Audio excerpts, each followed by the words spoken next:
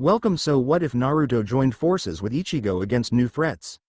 One day a teenaged boy about 15 years old with orange hair was sitting in his room doing his homework. Then after some time he stopped and went over to his bed.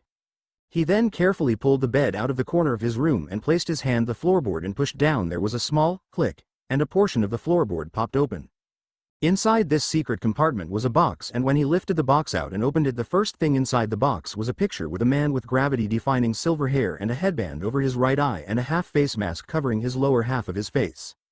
His hands were on top of two boys each who looked to be about 12 to 13. In his right hand was a boy whose hair resembled a duck's butt with onyx-colored eyes wearing a blue-colored shirt with white arm guards, and on his left was a boy with spiky yellow hair, blue eyes, three whisker-like marks on each cheek wearing an orange jumpsuit.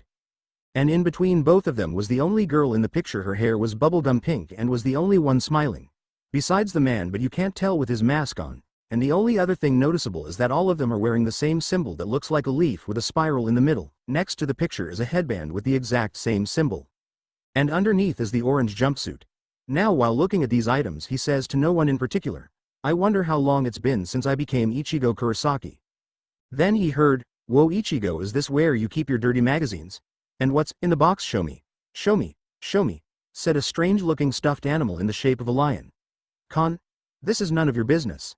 That and I don't want you to know," he said as he grabbed the toy and flung him out the room. The next day. Ichigo was sitting on top of the roof of his school eating lunch with a dark-skinned, really tall, really muscular teen named Sato, or Chad as he's been calling him, a light-skinned twig boy with glasses named Ryu, a young lady with long orange hair with hair clips with D-cup breasts, her name's Orihime, and last but not least a short-haired brunette with B-cup breasts, she's Rukia.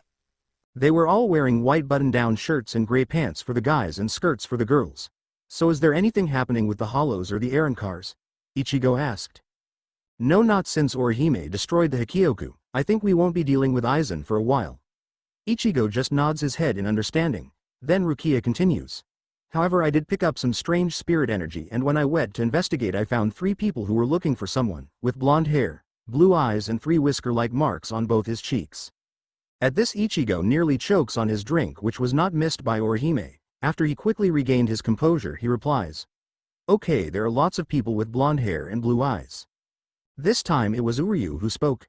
"True, but how many people have whisker-like marks on their cheeks, let alone 6? How the hell am I supposed to know, Uryu? I'm not good with name or faces, remember." Rukia, did one of the people have sliver, pink, or brunette hair? Also, did one have on a green flask jacket, another, an open white shirt, and the last one a red tank top? Chad asked. "Yes, that's exactly what they looked like. So you met them as well, Chad?" Rukia exclaimed. Chad shook his head. No, they're right below us." Chad explained. Everyone then looked over the side, and sure enough they saw 3 people, one with silver, one with pink, and one with brunette hair, walking toward their school. "Well, let's go. Great, them. Maybe we can help them find who they're looking for," Orihime said with enthusiasm. And with everyone agreeing, much to Ichigo's distress, not that he'd let them know, he begrudgingly followed. With Team 7 Kakashi-sensei, do you think we'll ever find him?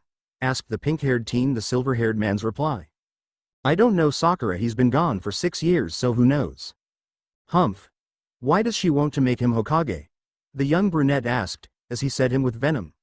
"Sasuke, you aren't worthy of the title, and besides she won't budge on this anyway," Kakashi said, remembering the elders tried to force Lady Tsunade to make Sasuke her successor. The end result: 2 giant holes in the Hokage's office. "Kakashi-sensei, look," Sakura said, seeing 5 people, 3 males 2 females, one of which they run into the day before. "Oh, it's you again, and I see you brought friends. May I ask why?" Kakashi said while giving his patented eye smile. "Yes, it's good to see you as well," Rukia said in a bubbly tone while giving a small curtsy, and in a more professional tone she continued. "Listen, I don't wish to sound rude, but my friends and I would like to help you find your friend, and any additional information would be helpful." "Well, that would very kind of you. Let's see. Well, his hair is spiky like your orange-haired friend, but blonde whiskers on his cheeks, blue eyes, and should be around their age." He points to Sasuke and Sakura. "What else?" Kakashi thought until Sasuke chimed in. "He's also a dope, the dead last of our class, and was useless. I still can't believe how he beat me." He ranted until he was told to shut up by Sakura. Then she continued. "Well, his personality happy, and he could be annoying when he was younger, but that was only because he was of his life. He was alone, neglected, sobbed, and beat up on, and what's worse is that I beat up on him when he was trying to make me feel better." By now Sakura was sobbing, remembering all the abuse she did to said blonde. When Ichigo saw this he quietly let out, "Sakura," which was heard by Chad. Suddenly Ichigo spoke, "Well, I think we'll help look for your missing friend after school. How about we all meet up at a place called Udahara's shop around 8 o'clock? Then we'll all give you all the information that we've gathered if that'll help you find this person." "That is very kind and most appreciated." Kakashi said that he ordered his team to keep looking. After they left, Uryu turned to his companions and asked, "Is it just me or did that guy with the duck-like haircut sound like he wanted to kill the blonde they were talking about?"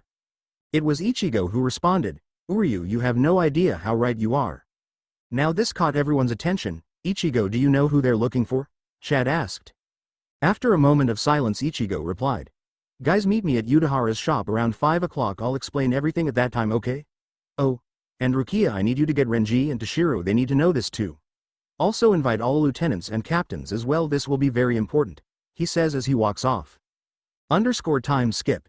Ichigo's house. Ichigo was walking into his house when he heard, "Your guard's down." As a fist connected to a man around his late 30s with short spiky black hair and stubble is coming at his now. Had this been a normal day Ichigo would either counter or get struck in the face, but today Ichigo evaded, which was odd to Ichigo's sisters Yuzu, who was a blonde 11-year-old who became more a housekeeper of the family, and Karen, the older twin, who had mid-length dark hair and was more of a tomboy. After seeing his son evade he knew something was wrong, so he asked, "What's wrong, son?" Ichigo was heading for the stairs, but just before he went up without turning around they heard, "Dad, my past found me." After he said that he disappeared upstairs. "I see," their dad said with a slight frown. "Karen, Yuzu, get ready, we're going out as soon as Ichigo come back down," he said without any hint of playfulness. For a second neither sister moved but quickly did as they were told. Upstairs with Ichigo. When Ichigo got to his room he immediately ran into Kon. "Ichigo, what's going on?" But before he could finish his question Ichigo placed a strange-looking badge on Kon's head and out his mouth a green pill fell out. "Kon, I don't have time to explain right now, I'll explain later," Ichigo said as he put the pill in his pocket, then grabbed the lion and shoved it into his school bag. The next thing was to get his box from under his bed. Once he had that he went downstairs and the family left to Udahara's shop. At the shop. When they got there Rukia and the others were there plus 5 other people. One looked like a teenager with spiky silver hair, blue-green eyes with a black shikshu with a white overcoat with the kanji for 10 on his back, and an azure belt over his chest with a sword slung over his back. Next to him was a woman around her mid-20s with long orange hair, also wearing a black shikshu that barely covered her D-cup breasts with a sword that was strapped to the side of her waist. Next to her was a man about 6 feet 3 inches with brown spiked hair with bells attached to the ends, an eye patch over his right eye, wearing a shikshu and white overcoat with the sleeves ripped off both and tattered. After him was a man about his early 20s with red hair done up in the shape of a pineapple with a headband and tattoos on his face, and like the others was wearing a black shikshu and sword. Now the last man was wearing a green and white striped bucket hat and a green overcoat with blonde hair that covered his right eye and carried a cane, and he wore clogged shoes. This man saw Ichigo first and called out, "Ah, Ichigo, why is it that you asked for Captain Hitsugaya?" Points to the silver-haired youth, "Lieutenant Matsumoto." Points to the female, "Captain Kenpachi." Points to the man with the bells in his hair, "And Lieutenant Moocher here." As he points to the man with red hair, who the face faults and shouts in anger, "It's not Moocher, the name's Lieutenant Renji Abarai." When Ichigo sees them he says, "Mr. Hat in Clogs, let's go inside. It's a long story but there's not much time to explain," he says in a serious tone and without any argument. After getting inside Yuzu asks, "So how do you guys know my brother?" but was interrupted by Ichigo. "Yuzu, please don't call me that," he said in a sad tone. Don't call you what?" Yuzu asked with fear in her voice. Sigh. "Yuzu. Karen, I'm not your big brother." This caused a massive gasp from the others. What do you mean you're not our big brother, Ichigo?" Yuzu asked on the verge of tears. This time their dad spoke. "Yuzu, what Ichigo means is that he's not your brother by blood, other than that he's your brother in all other aspects." Calming Yuzu down a little. Why weren't we told Ichigo was adopted?" Karen screamed in rage, and a hint of fear. Their dad just sighed. "Ichigo, you tell them." "Right, Dad." Deep breath. "Karen, I don't belong in this dimension," Ichigo started but was interrupted. "What do you mean this dimension, Ichigo?" asked Orihime, confused. One quick look around and Ichigo was getting looks of confusion from most of the group. Sighing, he then looks at Orihime and asks, "Orihime, do you remember when Aizen attempted to overthrow the Spirit King?" "Yes," she said. Then he continued, "And where does he reside?"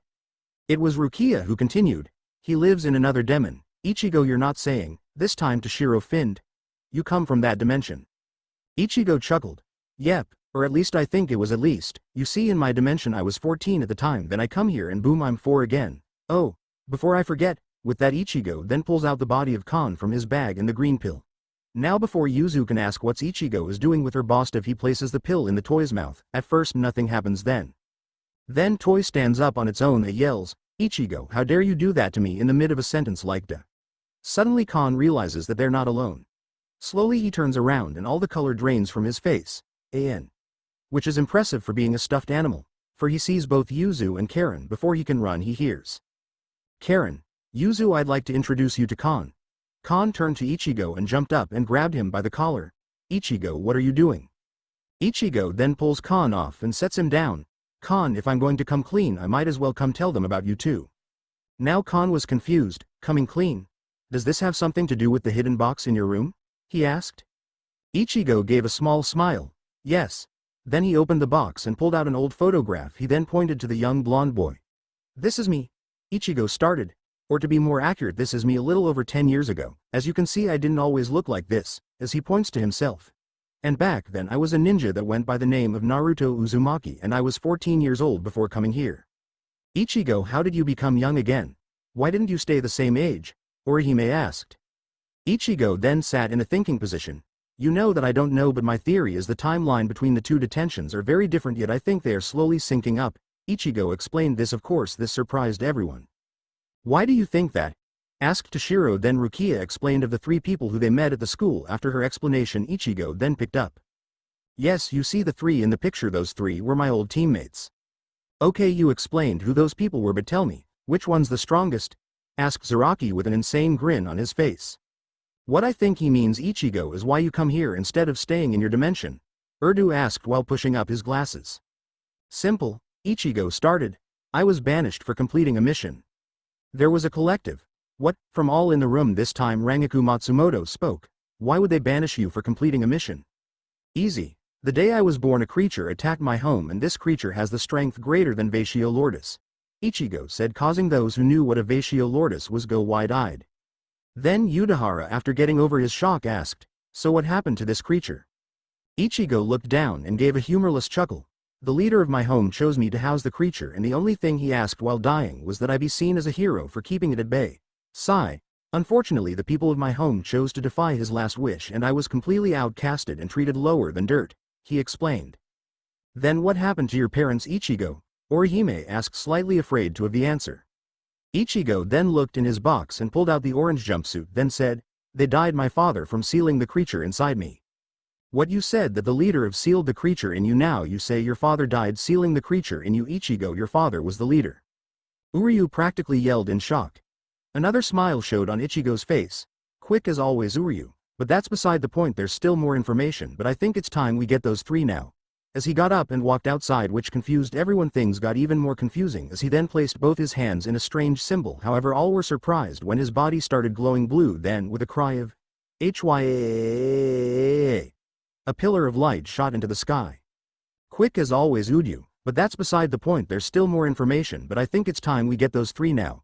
As he got up and walked outside, which confused everyone, things got even more confusing as he then placed both his hands in a strange symbol. However, all were surprised when his body started glowing blue. Then, with a cry of "Hya!" a pillar of light shot into the sky. With Team 7 around the same time. Team 7 minus Naruto were sitting in the woods near a cave eating dinner when Sakura asked, "Do you think we'll ever see Naruto again?" During her time back in Konoha, she gone and trained with Lady Tsunade because she had given up on asking Sasuke out because after his defeat to Naruto he had become even more moody. PM Sing anyone? And she thought that if she trained with Tsunade, Sasuke would finally go out with her. Lady Tsunade agreed and was very hard on her. Eventually she had enough and fought her. Flashback. Sakura is 14 years old, and next to her is a woman who looks about her early 30s with blonde shoulder-length hair and twin pigtails with a purple diamond-looking tattoo on her forehead, honey brown eyes, and was criticizing Sakura for what seemed like the 50th time today. Now Sakura had enough. "Stop belittling me. You're just mad because the baka is banished and you're taking it out on me," she yelled. Now Tsunade stopped and glared at Sakura. "What did you say?" she asked with anger in her voice. Now if Sakura hadn't been so frustrated she might have sensed the danger, so she yelled, "You heard me. I said you're just mad because Naruto Baka was banished and you're taking it out on me." Now if Tsunade was mad before, she was downright furious now. and with that she grabbed Sakura by the throat and slammed her into the wall closest to her. You know what, Sakura, you're right, I resent you and this whole goddamned village. Not only do you praise the Uchiha for his eyes, but you resent Naruto for things out of his control. But before Sakura could respond, Tsunade continued. Do you know why he was dead last? No, I'll tell you, it's because all of his teachers sabotaged him by teaching him incorrectly or giving him tests too hard for him or any genin to answer. And here's another question for you. Do you know why Naruto can't use regular Bushin Jutsu? Simple, it's because of how much chakra he has. It makes it nearly impossible for him to do. That's why he failed the graduation test the first 2 times, and the only reason why he learned the Kage Bushin Jutsu was from a former teacher tricking him into stealing the forbidden scroll of sealing, then learning that technique in just under 2 hours. Can you imagine what would have happened if he had it longer than that? He might have learned the whole damn thing in about a week, maybe less, knowing him. Then later, during your first C-turned a ranked mission, he changes Zabuza Momoji and got a bridge named after him. Then during the Chunin exam finals he defeats Negi Hyuga, who is the Hyuga clan's prodigy who changes for the better. Also during the sound invasion he not only risks his own life to save you from Suna's demon container Gaara, he then goes out looking for me while he learns and masters the Rasengan that took its creator 3 years to develop and master, Jiraiya 2.5 years to master, and it took Naruto about 1 month to learn and master. And on top of various other things, he then saves your precious Uchiha from the clutches of an S-ranked criminal and nearly dying in the process from a Chidori to the chest. Then her voice gets dangerously low. And what did you and the rest of the village do? You banish him, she yells as she drops Sakura. As Sakura is gasping for breath, Tsunade then turns her back and says in a demanding tone, "Get out." What? Sakura asked in a hoarse voice. I said get out, Tsunade roared. Flashback end. After that event, Tsunade refused to teach her anything on her 3rd try. Tsunade threw a file at her and said if she wanted to be trained she would have to read the file and then tell her goal. Inside was a condensed file on Naruto that gave an account of all beatings and assassination attempts as well as medical surgeries he ever had, and details of the worst beatings he ever had as reported from Ambu that were assigned to watch over him when he was younger. When Sakura was first started reading the file she nearly threw up, and as she continued to read she cried, and when she finished she curled up in a ball and cried herself to sleep. Not only that, but she couldn't look at the village the same way again. It was after that Sakura vowed to herself that she would gain Naruto's forgiveness, and when she went back to Tsunade she went back on her hands and knees and begged not only for forgiveness, not only what she had said about Naruto, but to find Naruto and someday bring him back. This of course made Tsunade smile because she had broken Sakura of her fangirl stage. It was during her 5 years she rose through the ranks and became Jonin, and every chance she had she searched for Naruto. I don't know, Sakura, he has been gone for 5 years and he might not forgive us, Kakashi said sadly as he remembered what happened soon after Naruto was banished. The moment the Land of Waves learned of Naruto's banishment they cut ties with Konoha completely. Then the Land of Spring, Star, Moon, Birds, Sea Country, as well as any country that Naruto assisted during his banishment. And I know he did some of these things after Sasuke left, but I placed it before he left. I wanted to show that they are fucked without Naruto. This caused the number of missions to drop dramatically. The next major thing was a few years later when Suna sent a political marriage proposal for Naruto Uzumaki and Temari of the Sand to be wed to strengthen the bond between their 2 villages. Now most people were shocked, and when they tried to change the contract to have Sasuke marry Temari they refused, saying that only Naruto could marry Temari because their new Kazekage had taken a liking to Naruto. And when they asked who was the new Kazekage they paled, finding out it was none other than Gaara had taken the position. When the council had explained of Naruto's banishment, Gaara was so pissed he stated one thing. It is only because of the failed invasion that our previous leader has done that I won't break the alliance with Konoha. However, we will only provide minimal support should another invasion happen.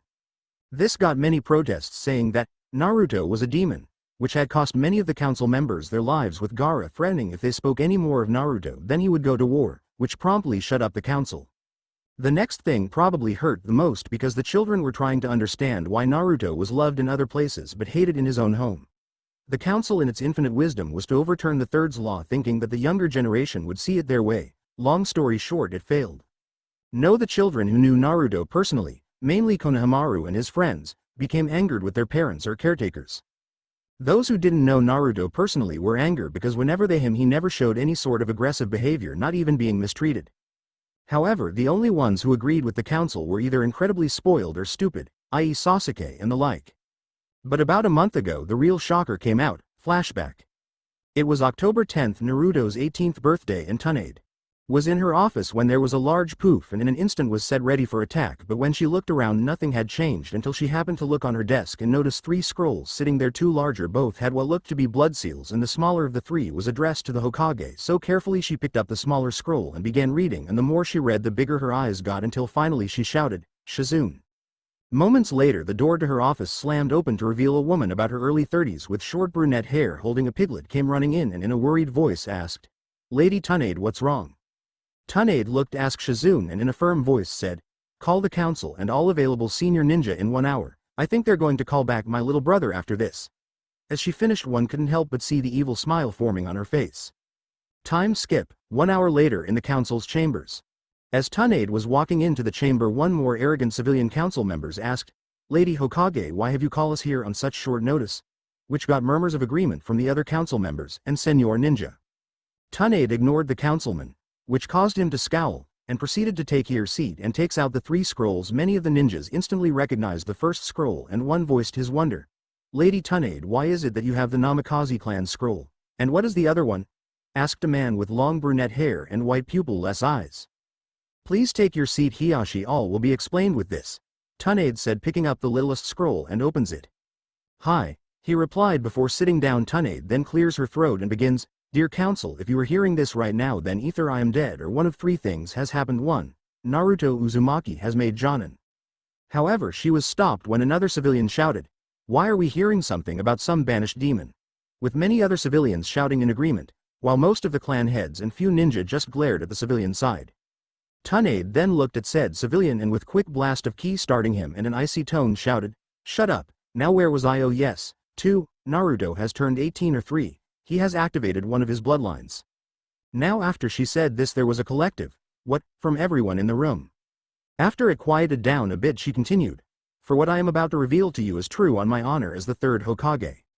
The full name of Naruto is Naruto Uzumaki Namikaze, rightful owner of the Namikaze estates and carrier of the Harasengan, a bloodline that allows the user to travel from one place to another in mere seconds by using the mind's eye to visualize where they're going. The problem is if you have never been to a spot before, you require some sort of beacon like a special kunai or a seal for moving targets.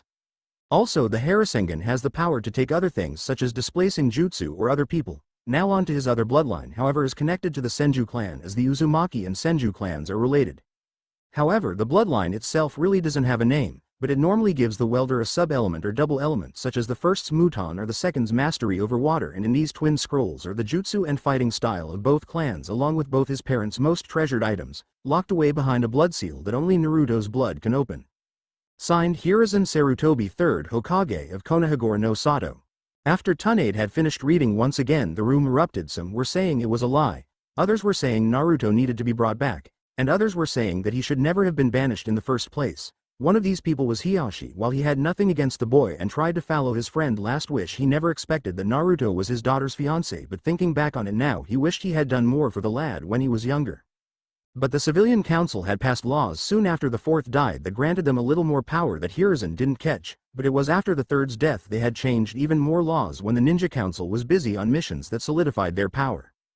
Kakashi couldn't believe what he was hearing. Naruto was his sensei's son, and now he regretted not training him even more than before. He shouldn't have trained Sasuke, but he was forced by the civilian council to train Sasuke while neglecting Naruto and Sakura, and when he tried to get a decent trainer for Naruto again, they made him ask Ebisu because of his useless one-style-fits-all training method. It was then Obito's words came back to him. "Those who break the rules are trash, but those who abandon their comrades are worse than trash." And Kakashi, he was scum. After a while of shouting, Tsunade had enough and yelled, "Silence!" while slamming her fist into her table that was so loud that it literally shattered from the force. That immediately shut everyone up. "I called you all here to see what we are going to do about these newly discovered facts," she said while placing her fingers over her mouth.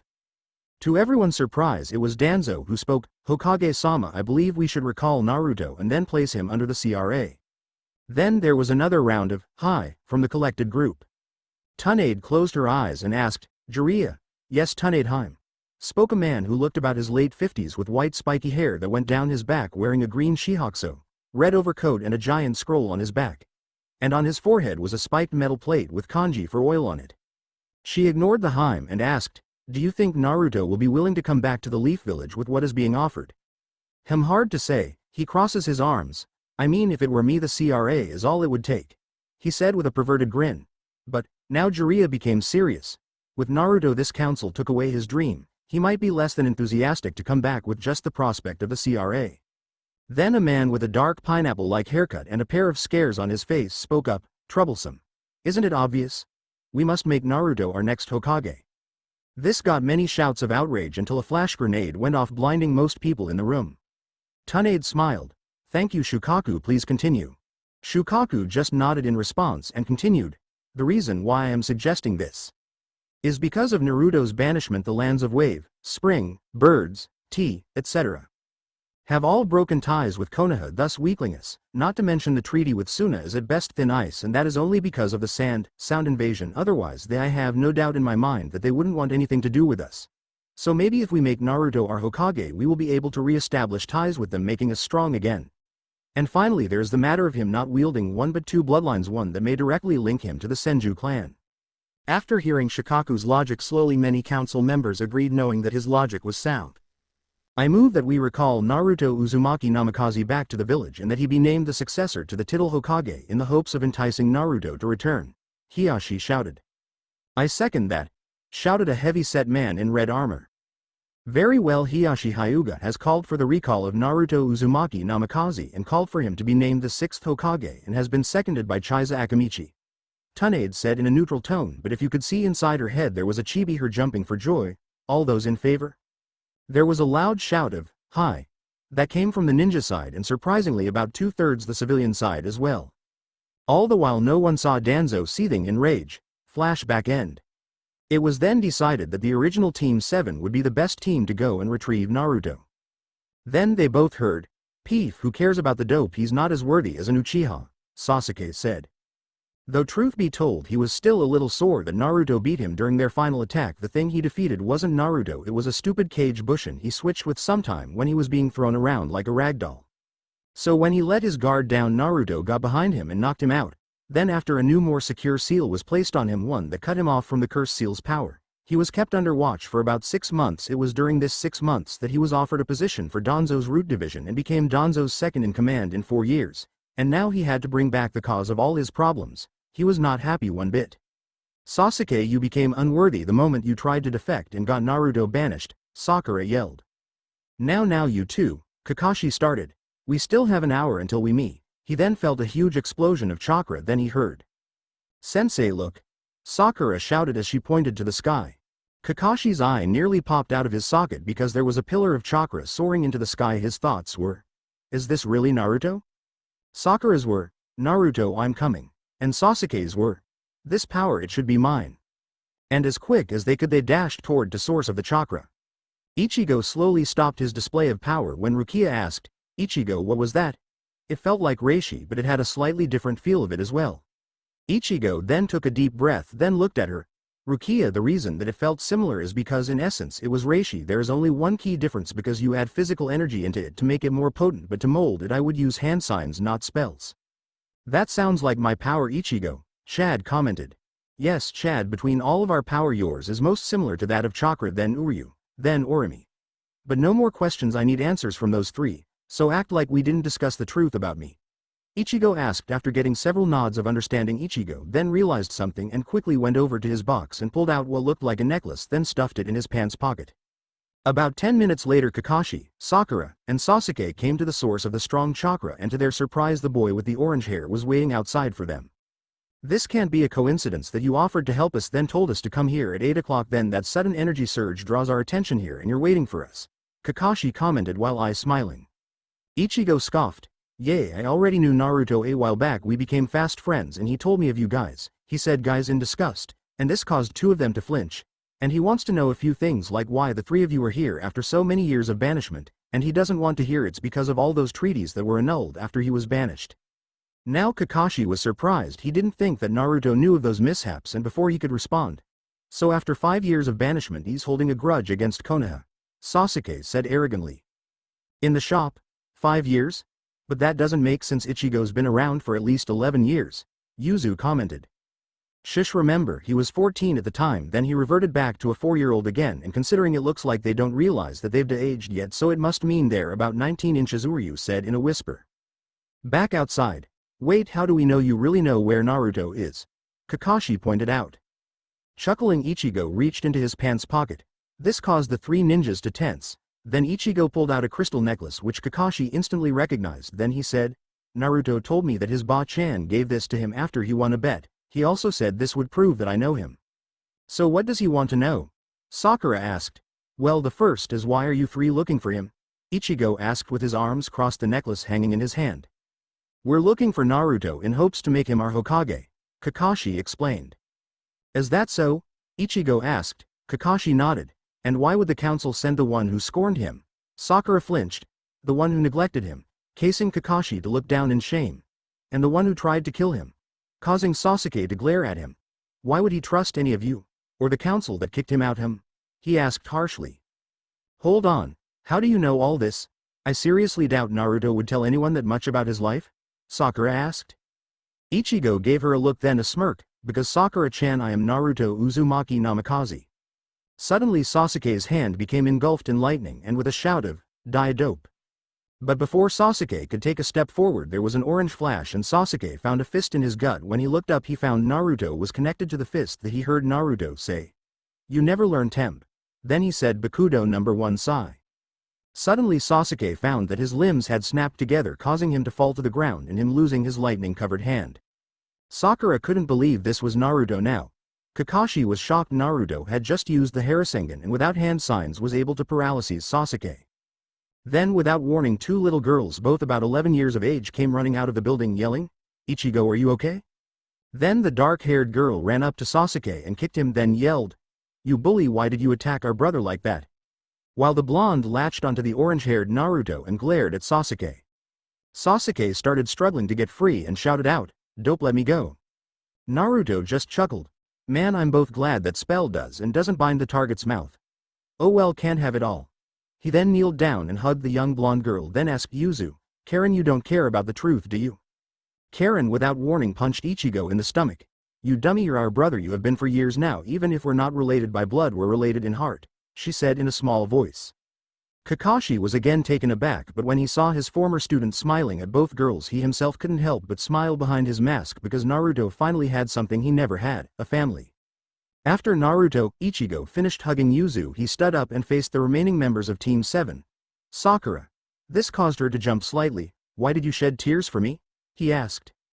Sakura started crying again. She knew she couldn't face him, but she felt a hand on her chin, then she felt her face gently being lifted up to see the now brown eyes of the man she had hurt when they were younger, the man who now had a family, the man whose eyes were looking into hers with no look of hatred toward her. And despite herself, she couldn't help but blush at his closeness. Now without any warning, Sakura grabbed him and started sobbing into his chest and cried, Naruto, can you ever forgive me? Sniff. For all the horrible things I did to you? She tried to continue, but then she felt his arm wrap around her and heard him shushing her, and after she had calmed down a bit, the thing he said next made her heart skip a beat. Sakura, I forgive you. However, I don't know if I can trust you, at least not yet. You and the village will have to earn it back. Alright? Sakura nodded her head in his chest. He let go. Now then, let's go inside, there's a lot more to explain. Oh, and Kakashi. Ichigo said, not looking at him. Yes, Naruto? Kakashi said. Listen, my name's Ichigo now, and I would like to be addressed as such. Now please take him inside with you. As he pointed to Sasuke still trying to break free from the Kido. Kakashi walked over to Sasuke. You know, Sasuke, if Ichigo chooses not to come back to the village, I wouldn't blame him. He has found a family. But his eye narrowed at Sasuke. But I also think your family is shamed at your actions. But Sasuke didn't hear, he was still too busy trying to get free. Kakashi then sighed and picked up Sasuke and followed Ichigo inside. When Ichigo entered the store, Rukia demanded, Ichigo, when did you learn Bakudo #1? Ichigo just smiled and scratched the back of his head. Yay, I kind of learned that before I went to the Soul Society the first time, along with Hato's 6, 31, and 63. Now this surprised everyone who knew those spells except for Udahara. Then why haven't you used them until now? Rukia asked. Well, a captain-level Soul Reaper would be able to counter the spell easily, he started. This got many nods of approval from the others, that is until Udahara added. That and he couldn't remember the full chant, right?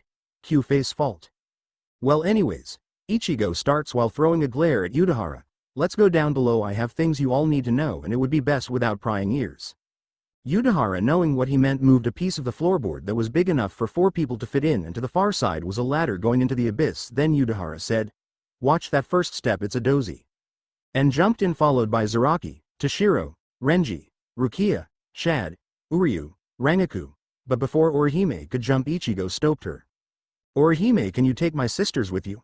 I don't think they would survive the fall, he asked. Orihime then placed one hand to her chest, then replied, Sure Ichigo, just leave it to me. Then she walked over to Yuzu and Karen, taking their hands she led them over to the hole and asked, Ready? After getting a nod from both of them. Okay, 1, 2, 3, jump, and they jumped in. Then his dad asked, Hey Ichigo, what about me? I can't survive the fall either. Then again the lovely lady with the pink hair could. Pow! He never finished as a fist slammed into his face as Ichigo shouted, I still hate perverts. Then he turned to Team 7 while scratching the back of his head. Sorry about that, Isida's a good guy, but he can go a little overboard sometimes. Then they heard from the hole, That's my dad is a good guy, but he can go overboard sometimes, Ichigo. Ichigo just sweat dropped. That, and he hates it when I call him by name. Anyway, be careful, the drop is bad and even a ninja can die from the fall, so I'll go first and give you some sort of cushion to fall on. Okay. What's a dope like you going to do to cushion our fall? Let us land on you. Now let me loose. Sasuke shouted. Ichigo, finally having enough, went over to a drawer and pulled out some duct tape, ripped off a piece and stuck in over Sasuke's mouth. Ah, much better. Being as Sasuke couldn't talk, he settled for glaring at Ichigo, hoping that he would combust from the glare. Naru. Ichigo, what about your appearance, is it a henge? Kakashi asked. Ichigo just stopped. Your questions will be answered with the others' questions as well. Then he jumped in. Sakura then looked at Kakashi, and he picked up Sasuke, then nodded to Sakura, and without another word they jumped in. And I was tempted to stop here. The fall was a long one. Then Sakura heard, Futon. Tatsumaki Torairu. When she was about 20 feet in the air, and then she felt her whole body slow down. A little later she felt ground beneath her feet. When she looked around, she was amazed with the size of the room. Not only was it the size of the Hokage monument, but it looked about midday underground and there were no signs of supports anywhere. And from the looks of it, Kakashi, who landed next to her, was thinking the same thing. Good, we're all here, let's get started. Ichigo started, by what happened after I was banished. You see, after Jiraiya, one of my senseis, found me, he took me to Mount Myoboku, a place that toads live. It's there I trained in something called Sage Mode. This made Kakashi go wide-eyed. It is also where I trained for about 2 months. Ichigo, what are you talking about? I thought you were banished and came over here. Uryu asked, confused. Ichigo chuckled. No, I was banished at 13. I trained for a year with my senseis and ended up coming over here at 14. Senseis as in more than one? Kakashi asked, even more surprised. Sighing, Ichigo responded. Yes, senseis, I'll get to that in a minute. Anyways, Jiraiya, or as I like to call him, Ero-sen, trained me to use Sage Mode and I completed the training in 1 month. Ichigo, what's Sage Mode? Sakura asked, confused. This time Kakashi answered. Sage Mode, Sakura, allows one to merge their chakra with nature, giving the user increased chakra and endurance, yet the only known master of Sage Mode is Jiraiya, he explained. Ichigo just snorted, getting everyone's attention. Master, he still needs to use sage oil and he also needs Ma and Pa to help gather nature chakra, and he still has toad attributes. This is mastering Sage Mode, he said as he stood still and closed his eyes. Then moments later they all felt a huge spike around Ichigo, and when they got a better look at him, many noticed that there was red around his eyelids, and when he opened his eyes they were orange with rectangular pupils that reminded them of a toad's eyes. Then he explained, in this form not only do I gain enhanced resistance, but I also am able to detect a person's life force. It was in this form that I was able to find Yoichi the parakeet. He saw that Team 7 looked confused. Don't ask. Ichigo, did you use that power to escape Bokudo number 1 when we first meet? Rukia asked. Nope, all I did there was overload your spell with chakra.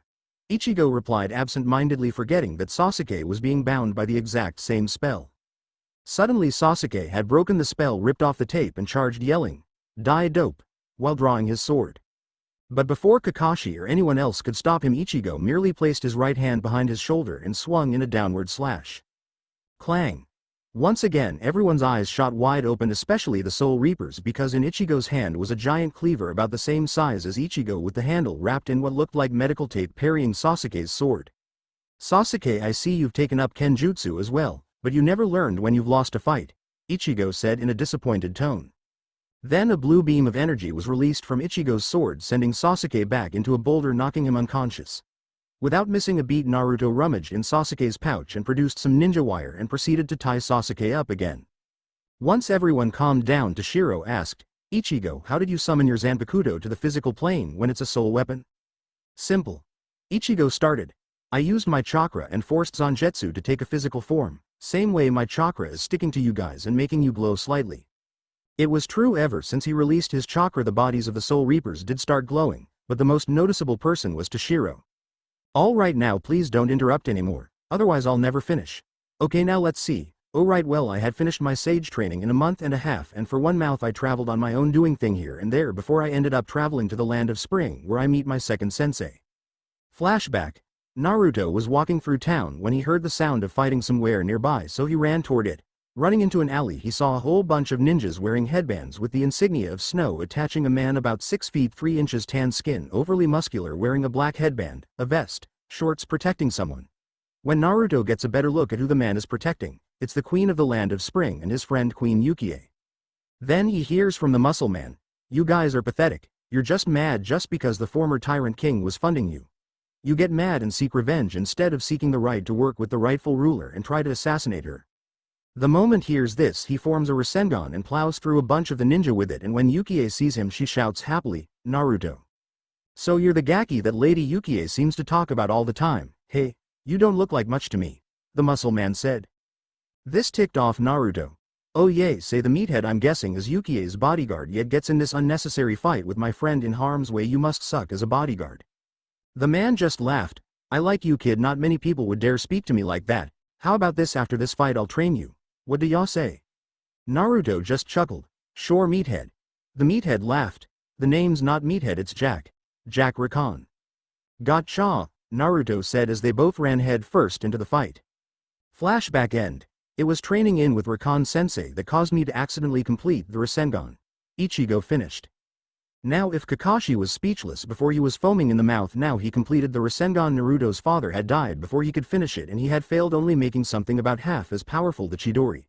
Kakashi wanted to see it but figured he would ask later. Now my training with Rakan lasted for about 4 or 5 months, mostly physical training and taijutsu. However, it was my last sensei that was my most important teacher and Sasuke needs to hear who it was, Ichigo said. Getting a nod from his dad as Issen pulled a small bottle out from one of his pockets, pulled the top and waved it under Sasuke's nose. Slowly Sasuke woke up and the moment he did he started struggling to get free of his new bindings. Ichigo continued. My last sensei was none other than Itachi Uchiha. Silence. For a moment Sasuke stopped struggling, then attempted shouting, though it was still muffled. Narua Ichigo, why would you let someone who was after you, a man that was known to have killed his entire clan? Sakura asked. There was another collective gasp from the rest of the group, who didn't know who Itachi was. Simple, Ichigo started, he was forced to buy Danzo.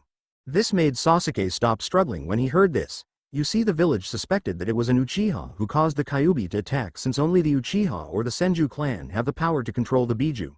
Funny thing was they were right, because it was Mandara Uchiha who released the Kyuubi, took control of it and forced it to attack the village. After that incident more suspicion was placed on the Uchiha clan. However, the Uchiha clan were planning a coup d'etat out of anger and placed your brother as a spy for them since he was in Anbu.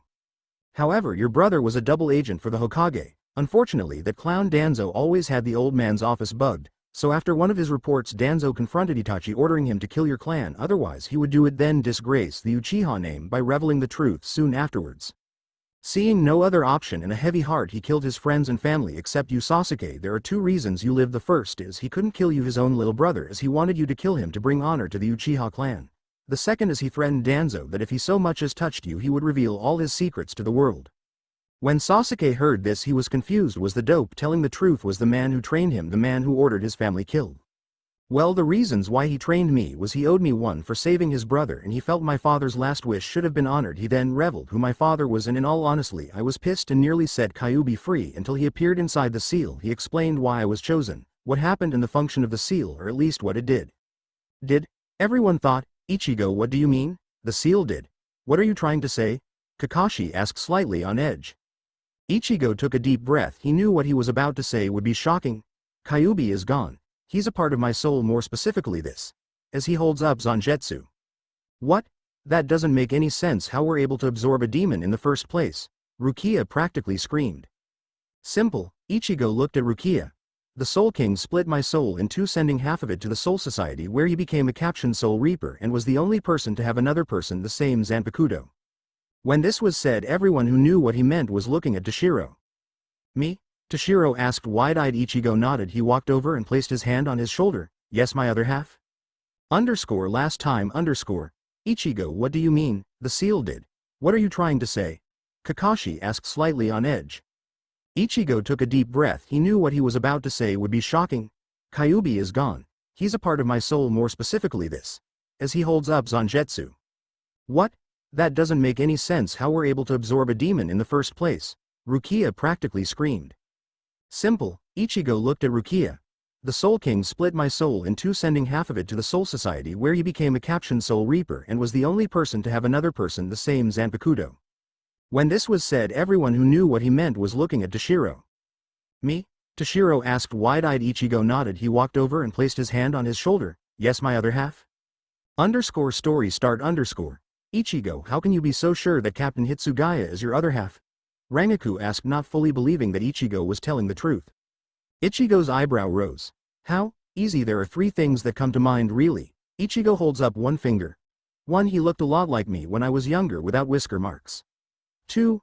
Holds up a second finger. He gets a strange feeling of nostalgia when I'm nearby, like right now, right? Toshiro nods his head yes, confirming Ichigo's suspicions. Then he holds up a third finger, and 3. Hiranmaru has never once hurt me, even when Kusaka used him against me. The group looked skeptical when he said this. The orange-headed teen just scratched the back of his head and sighed. Looks like there's only one way to prove it. He muttered. Toshiro. Yes. The silvered-haired captain went. I need you to attack me with Hiranmaru, Ichigo said. What? Why do you want him to attack you, Ichigo? Sakura asked, afraid Naruto had lost his mind. Sakura's Zanpakuto won't harm its master unless the person has a greater will than the master, excluding death. Then who knows what happens? Ichigo explains. Getting a nod of agreement from the other Soul Reapers. Well, unless it's for Bankai training, that is. A young feminine-sounding voice chirped.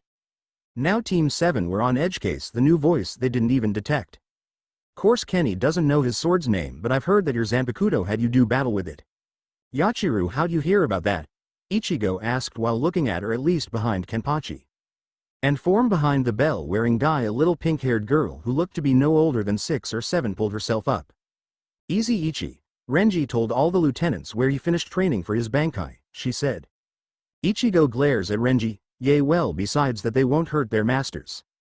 Toshiro nods in understanding and draws his sword. The sword itself was about 5 feet long with an azure handle and a 4-pronged bronze star-shaped guard and cap, then got into a ready position. Getting a nod from Ichigo, Toshiro lunged at him, swinging to split him in two.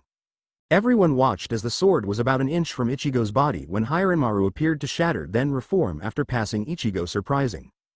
Upon seeing this, everyone's jaws seemed to hit the floor at the same time. Ichigo and Toshiro were once one person, there was no denying it now, and that was shocking. Looking at the surprised captain, the former blonde grins.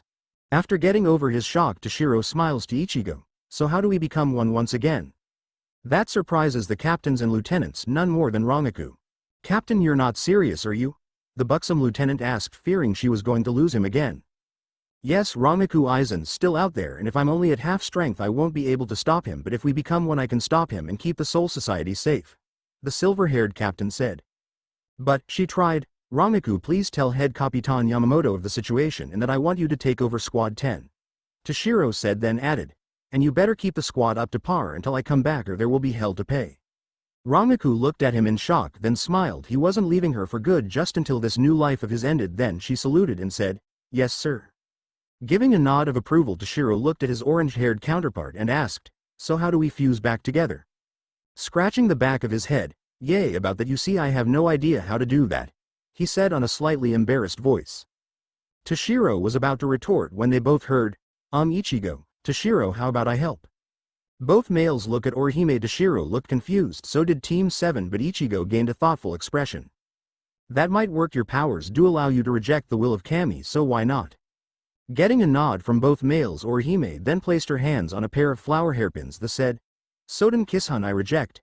And without any warning a pair of creatures flew from her hairpins and created an orangish-looking oval barrier covering both of them.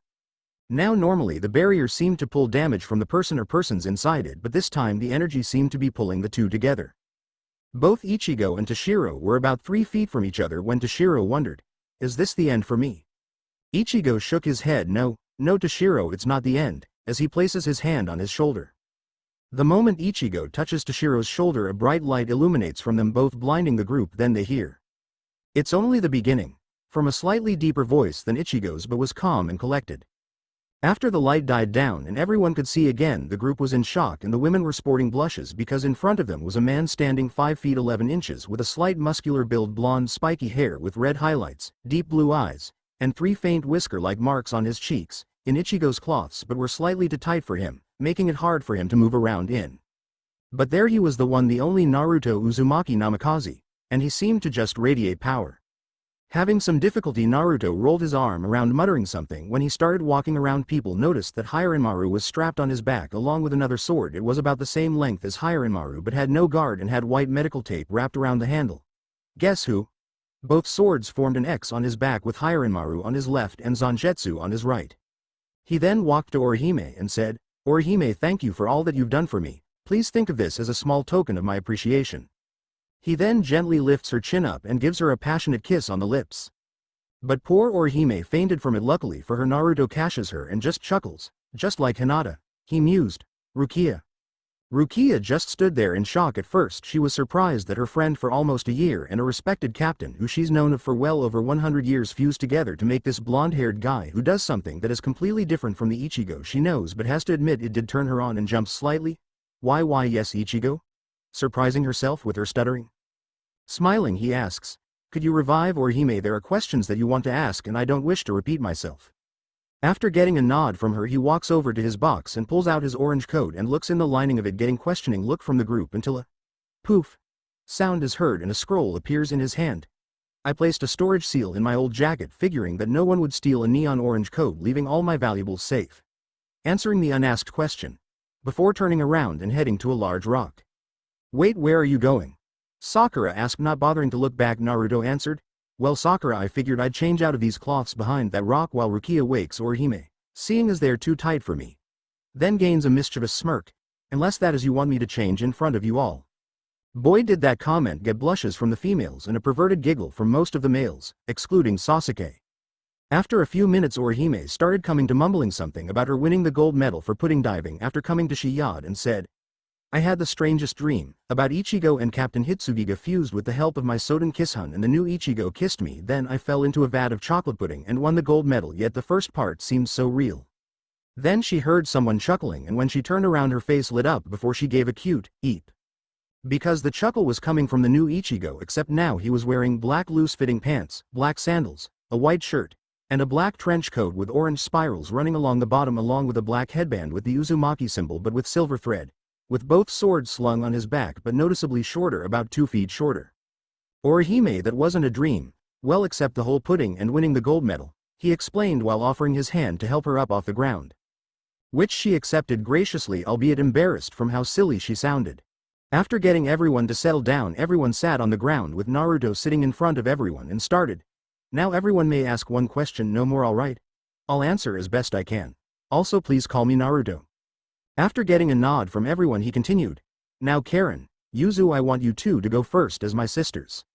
After a moment of thought, "Naruto, why did you shut us out after our mother's death?" Karen asked. Naruto looked down and shed a tear. "Karen, I shut you out because I was afraid that I'd lose those closest to me, so I pushed you away. It wasn't until Dad set me straight that I got close again. But I always prepared to disappear. It's the same reason I created that persona and never got close to Orihime, because I didn't want any of you to get hurt." This revelation surprised Orihime. He knew of her crush but feigned ignorance to protect her, but she still loved him because he did it to protect her. Yuzu asked, "Naruto, how did you get to this world and how did you get adopted?" Naruto smiled at the memory. Flashback.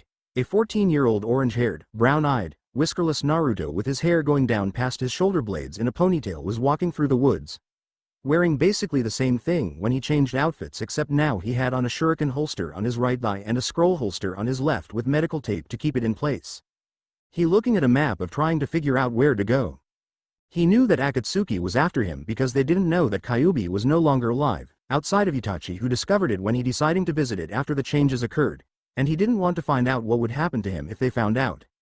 He couldn't go to Suna, being they were allied with Konoha. He defiantly couldn't go to Iwa because the moment they found out he was the son of Minato Namikaze, ninja enemy number 1, he was dead, and Kumo and Kiri he refused to go to. Kiri because of the bloodline purges Haku described, and Kumo because of what they did to both Neji and Hinata. He didn't want to go to a place like Wave, he was considered a hero there and he didn't want to draw too much attention to himself. Strange with his newfound maturity, no? So he was just looking at the map and absent-mindedly said out loud, "Man, I wish there was a place where a person could just start all over again." Then he heard, "Oh, there is a place like that, young one." Naruto suddenly turned and got into a defensive stance, pulling a kunai out toward the voice, having not detected its presence at all, and asked out loud, "Who's there?" "Oh, I'm sorry for startling you, young man," said an old man who looked about 70 years old, bald with a silver beard and slightly tanned skin with age spots, standing 5 feet 1 inch, wearing some sort of kimono. "Who are you?" Naruto asked on edge because he couldn't get a read on this old man.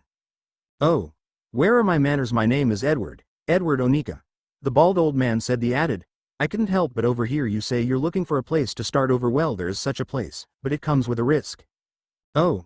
Naruto asked while arching an eyebrow, "and what would that be?" "Your life," Onika answered. This got Naruto back into a defensive position. "Explain," he demanded. "Now hold on, don't get defensive. You see, there's this cave known as the Cave of New Beginnings not far from here. It is said the cave leads to a different dimension, but inside you are judged by Kami herself to see if you are worthy to pass, so there is a chance you won't survive. So what do you say?" Onika asked. After thinking about it, "So what do you want in return?" asked the former blonde. The old man just smiled and pointed to Naruto's hair, which got a look of confusion from him. "My hair? Why? Orange hair is very exotic and I like exotic things," he explained. Shrugging, Naruto reached up and cut off his ponytail, figuring it would grow it back, then placed his kunai back and handed it to the old man. After getting the hair, Onika turned and said, "Follow me," and walked off quickly. It took about half an hour to get to the cave, but just like the old man said, there was the cave and it was well hidden too because it was covered with vines and bushes, so unless you were looking for it you would pass right by it. Onika then turned to Naruto after moving some of the foliage out of the way. "Now child, listen and listen well, hold no regrets, no desires, never look back and run. Run with all your heart. Now then, are you ready?" Taking a calming breath, Naruto took one last look at this old world, preparing to never return again, and without warning ran in the cave. After disappearing from sight, Onika just chuckled, "Good luck, Naruto Namikaze." Onika then turned to Naruto after moving some of the foliage out of the way. "Now child, listen and listen well, hold no regrets, no desires, never look back and run. Run with all your heart. Now then, are you ready?" Taking a calming breath, Naruto took one last look at this old world, preparing to never return again, and without warning ran in the cave. After disappearing from sight, Onika just chuckled, "Good luck, Naruto Namikaze." Story start as Naruto ran through the cave, he felt his chakra beginning to drain away, yet Onika's words still ran in his mind, so he kept running. Then it felt as though the cave went on forever, or at least there was no exit, but he kept at it. Eventually he saw a light at the end of the tunnel. No, not like the supposed death crap, after what felt like forever. The first thing he saw was he was in the woods, and off in the distance he could see buildings taller than the ones in Konoha. But when he stepped out of the cave he tripped. After looking around to see what tripped him, he noticed that he had shrunk. Naruto frowned at this, though, because the only cloths that would fit him was his old jumpsuit. It's not that he didn't like his jumpsuit. But after spending time with his sensei's criticism, he decided to cut back on orange a little, and after his hair turned orange, much to his delight and Itachi's horror, that he cut back altogether, but still keeping some for sentimental reasons. Sighing, Naruto then took the bottom half of the jumpsuit and his black t-shirt from his scroll and put those on. Might as well get a camp started, the now shrunk orange-haired ninja muttered. Time skip, 2 weeks. A woman was wandering through the woods. She was about her early 30s with long blonde hair, fair skin, and standing about 5 feet 4 inches. The only other thing noticeable was that she was pregnant. She was enjoying her walk when she heard, "Hey Masaki." She turned to the voice to see a slightly younger Ishida. "What is it, honey?" The now named Masaki asked. "Are you sure you should be hiking in the woods with you being 5 months along?" Ishida asked after catching up. Masaki just scoffed at her husband. "Fresh air is good for the babies, besides it's such a lovely day for a picnic in the mountains meadow. It just sounded so nice," she explained. "But what about wild animals, like bears, or maybe a mountain lion?" he said, sounding slightly afraid. Masaki placed her hand on her hips. "Ishida Kurosaki, have you always been a coward, or did you lose your nerve marring me? Now there's a stream over there and I think that would be a nice place to set up. Any objections?" After getting no reply, "Good." Setting up, the smell of food attracted some unwanted company. After getting everything set, Masaki then sat down on the blanket, enjoying the beauty of nature. "Isn't this place beautiful, Ishida-kun?" No response. "Ishida-kun." She asked, turning to him, but when she saw him his eyes were wide in fear. Slowly she turned to see what he saw and her eyes widened in terror because behind her was the biggest grizzly bear she had ever seen. And I don't know what bears are native to Japan. Its eyes were red with rage, its nose was flared, and its mouth was foaming. Both knew this grizzly was rabid just from the look of it and could rip them to pieces, and running wasn't an option because it could catch them. The bear lifted its massive paw and swung at Masaki. "No, Masaki!" Isida yelled, but Masaki just closed her eyes waiting for the pain. Splat! Something warm was rolling down her face. She knew it was blood, but she felt no pain. Carefully she opened one eye, and what she saw surprised her because the bear was howling in pain with what looked like a small throwing knife stuck in its paw. Then a young-sounding voice spoke up from nowhere. "Hey Yogi, don't you know it's not nice to be ruining people's picnics?" Carefully Masaki turned to look at the new voice. Despite the situation, she couldn't help but shout kawaii. Because a little ways away was a young boy about 3 to 4 years old with spiky orange hair, a baggy black shirt, and orange pants that were rolled up so he wouldn't trip. Then the child moved at surprising speeds, causing her to see double, but the double was attacking the bear while the child's hand started glowing, and what she saw in his hand shocked her ever more because he was holding a golf ball-size orb of blue light. Running at the bear, he thrust his hand forward and shouted Rasengan. At the point of contact, a large amount of power was released and the bear was sent flying about 10 to 15 meters back, knocking the bear out. Now the poor child was panting tiredly as he trudged to the bear to get his knife. After getting it, he wiped the blood on the blade clean on the grass. He then went to her and said, "I hope you are more careful when going on a picnic," and he promptly passed out. Masaki, seeing her little hero quickly catching him before his head hit the ground, "Isida, quick, let's take him home." But Masaki, how can we trust this boy? And how did he do those things?" Isida asked worriedly. "Isida," Masaki sounding very cross, "this child saved my life and the life of our unborn children. There is no reason for you to be scared of him, and no matter what you say, I'm taking him home." As she turned with the orange-haired child and stomped down the mountain. Isida just sighed. He wanted to object, but when his wife made up her mind, arguing was never an option. He always lost anyways. And the reason that he was so nervous around the boy was the fact that he used that strange energy. It felt like spirit energy, and that made him nervous. Time skip. Kurosaki home. Naruto woke up to an unfamiliar ceiling after looking around a little. "Okay, where am I?" he asked, to no one in particular, with his arms crossed.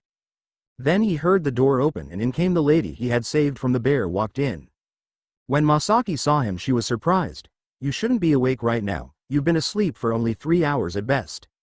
Scratching the back of his head, Naruto replied, "Yay, I naturally heal fast, I always have. Anyways, thank you for helping me, but..." "Wait one moment," she interrupted, "my husband would probably like to thank you properly, give me 1 second, dearie." And without waiting for a reply, she heads straight out the door again. Moments later she comes back in with the man that was with her in the meadow following right behind her. He then bowed in front of him. "Thank you for saving my wife, Masaki." Young man waving his hand and smiled. "It was no trouble at all, I just felt that it was the right thing to do." Getting up out of the bed. "Where do you live?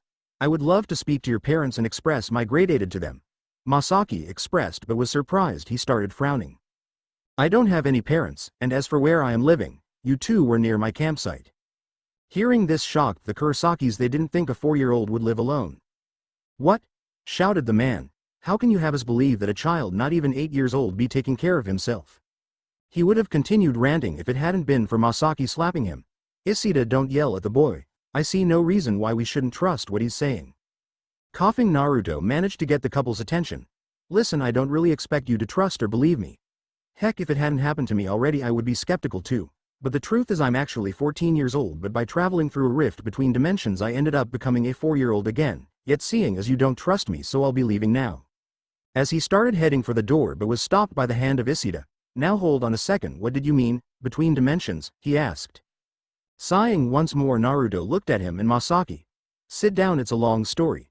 Then Naruto explained about himself, his life, the power that he used, and his treatment from his home village. Needless to say, Masaki and Isida were both in tears. Looking into one another's eyes, they seemed to make a decision. "Well then, Naruto, how about you be a part of our family?" Naruto froze when he heard this. "As you can see, I'm expecting and they could use a big brother," Masaki said, smiling. Then Isida added, "You could also think of it as a way of thanking you for saving Masaki." Naruto thought it over. Could he really have a family? After a moment of thinking, he smiled a big 4-year-old cheesy smile and shouted, "Yes." The now newly formed family all laughed. Then Isida said, "You know, Naruto, Kurosaki doesn't sound that great. How about we brainstorm and come up with a new name for you? I have an idea. Masaki spoke, getting bot male's attention. How about Ichigo? Strawberry? Naruto looked confused.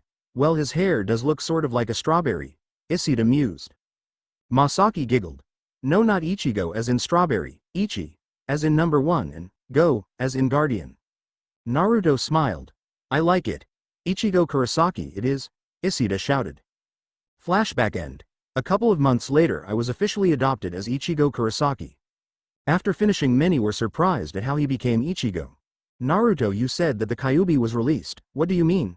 Sakura started. I thought the Kyuubi was still wondering until that point at which it attacked. Looking down, Naruto asked. Sakura, do you know who the second Jinchuriki of the Kyuubi was? Second? I thought you were the first, she said, sounding really confused. Sakura, I was the third Jinchuriki of Kyuubi, but it's not surprising not even Jiraiya or Tsunade knew about this. You see, during the battle with the first Hokage, his wife chose to seal it within herself, so she was the first and I am the third, he explained. Okay, so you were the first, but who was the second? Renji asked. Naruto looked at Kakashi. Kakashi, do you know how I gained my whisker birthmarks?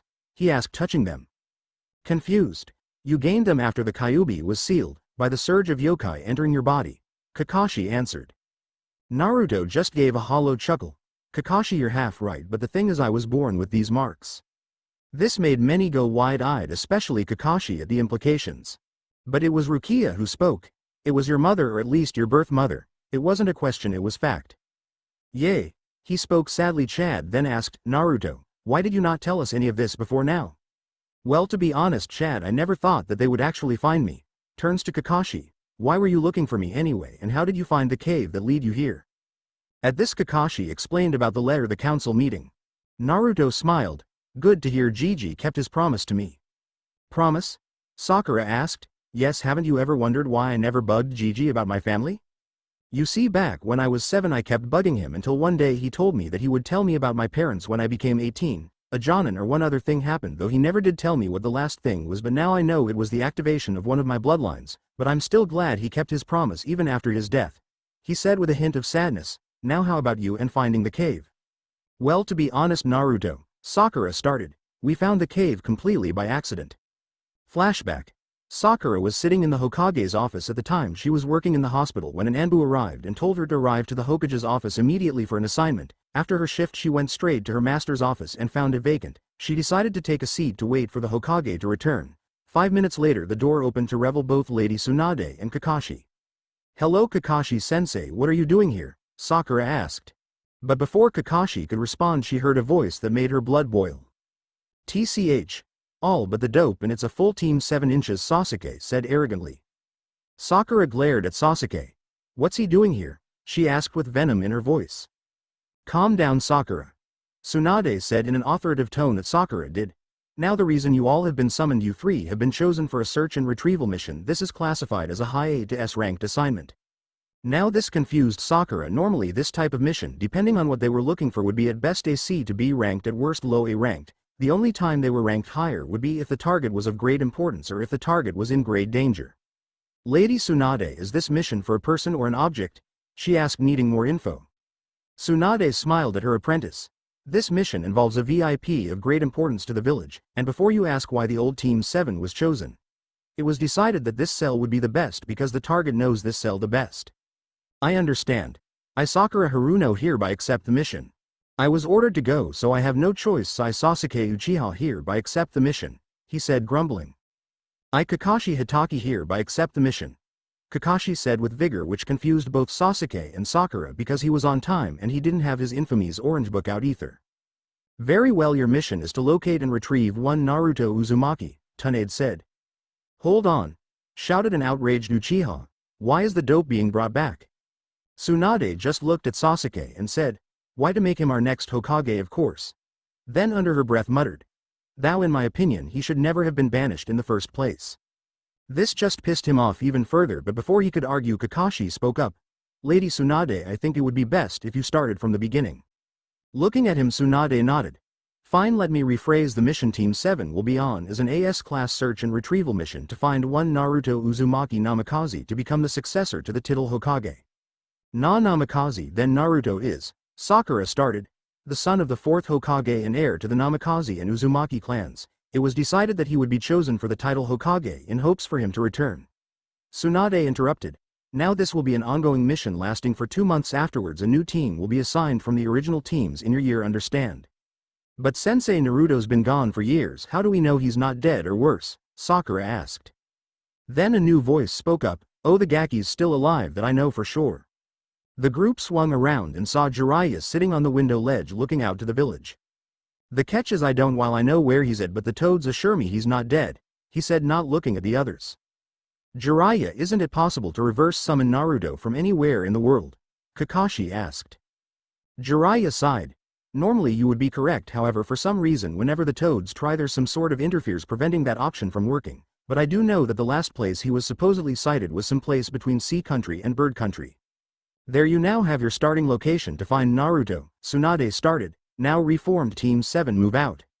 Time skip, 2 weeks between sea and bird country. AAARRRRRRGGGGGGGGG. Where the hell did that moron disappear to? Sasuke shouted in frustration. Now normally Sasuke wouldn't have shown even that much emotion, but he was furious no scratch that he was pissed off even more than the time he meet back up with Itachi when he found out his brother was after the dope and thought he was a waste of time.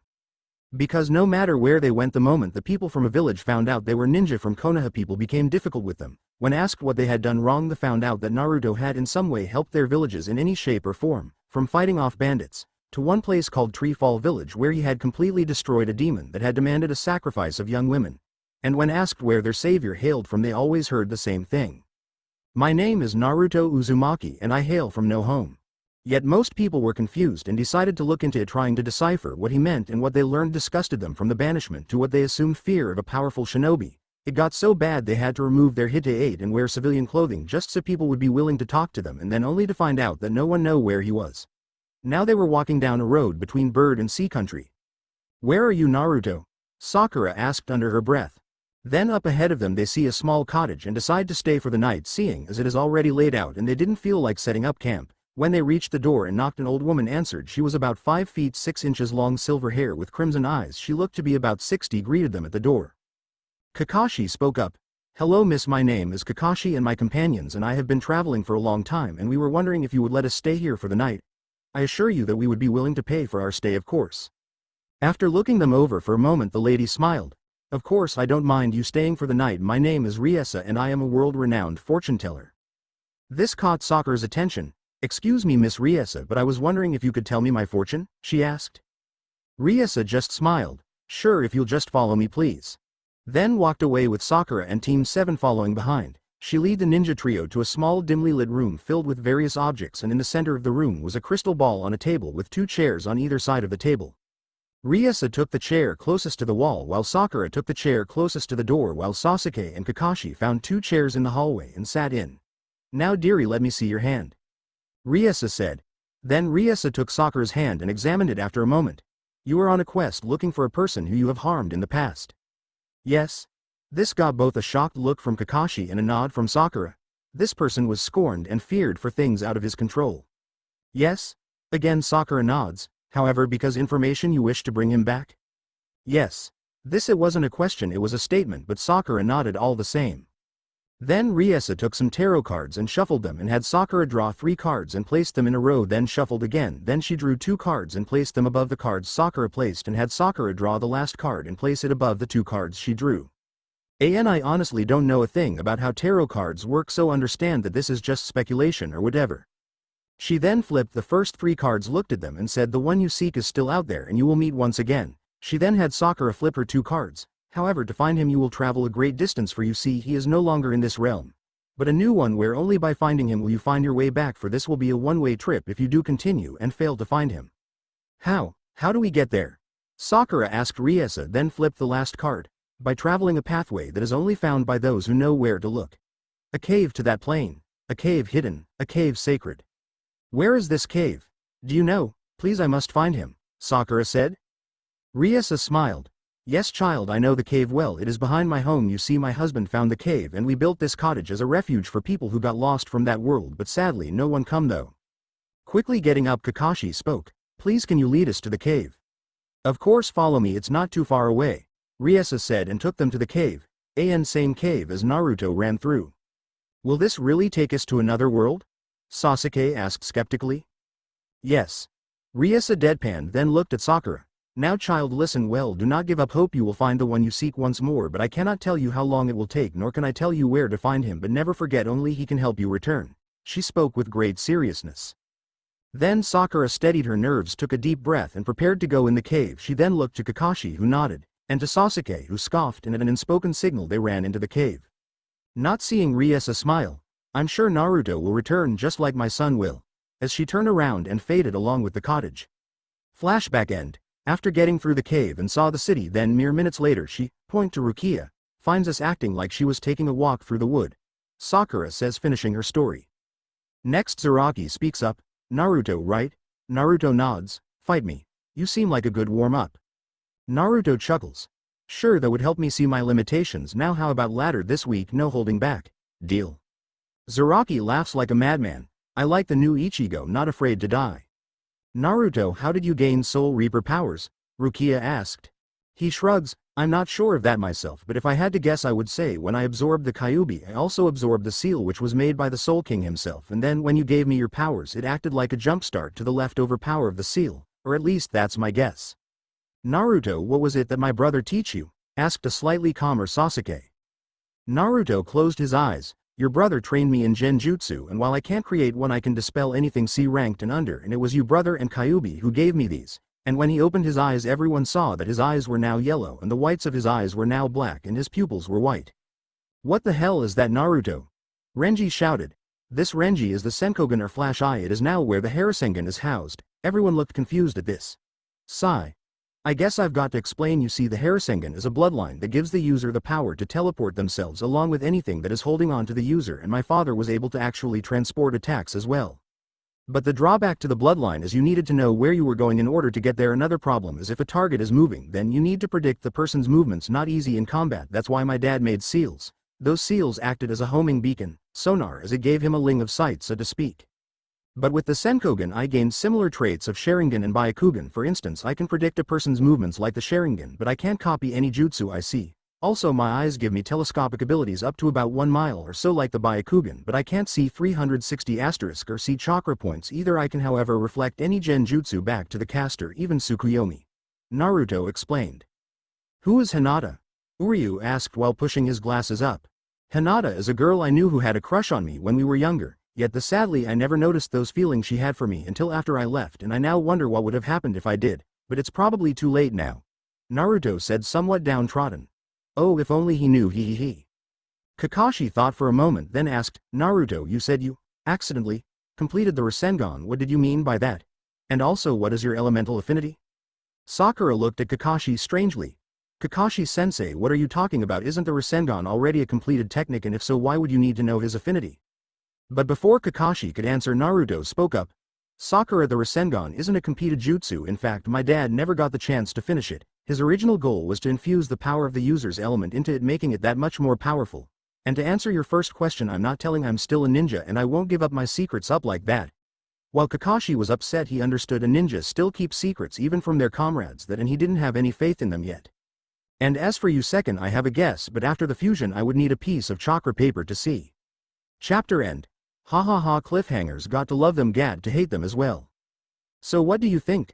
Like, hate, who cares, enjoy. Also here's an omake I forgot to add last chapter. Disclaimer, I don't own the characters used. Begin. In the woods somewhere near Katkora town we see a brown bear wearing a green hat, white collar and red striped tie. Hey boo boo, isn't it nice to take a vacation out of Jellystone once in a while? The bear asked to a smaller light brown bear. Yes Yogi, it's very relaxing. The now named Yogi sighed. Yes, but I would like to have a picnic basket, no? Then they hear, fresh air is good for the babies, besides it's such a lovely day for a picnic in the mountains meadow. It just sounded so nice. A woman who looked like she was pregnant said, sounding slightly annoyed. But what about wild animals, like bears, or maybe a mountain lion? Said a man with black spiky hair, said, sounding terrified. Ho ho, hey boo boo, I think we just hit the jackpot, Yogi said while getting a can of whipped cream out from his hat.